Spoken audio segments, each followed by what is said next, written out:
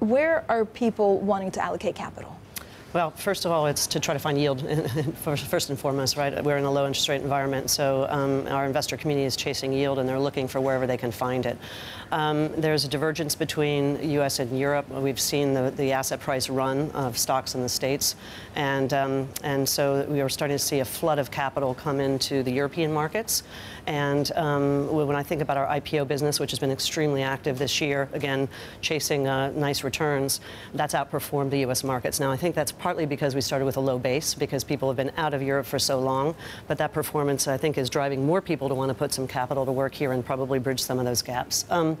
And the other place where we have seen a real shift in mindset is in the emerging markets. Right. For the last couple of years, everybody has been largely hands-off to some of the risks that, geopolitical risks that have existed in the system.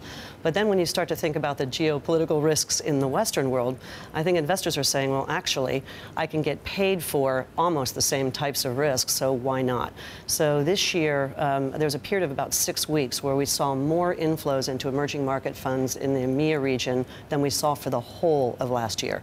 So that's driving activity from the issuer side. Obviously, they've got now access to capital. So peripheral Europe is quite interesting. Mm-hmm. I was just in Turkey 2 weeks ago, and on the day that I was there, after having not seen any equity capital raises in the public markets for, I think it was about 2 years, mm-hmm. on the same day, we saw 2 issuers access the markets for not inconsequential funds of around 500 million. So, so those are some of the themes that we're starting to see play out in the market at the moment. IPOs in Europe? IPOs in Europe, for sure. Are there a lot of very, very active. We have been busier this year than we've been in quite a long time.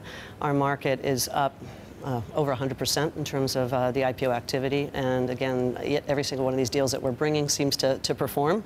Well oversubscribed and perform in the aftermarket, so that fuels more demand.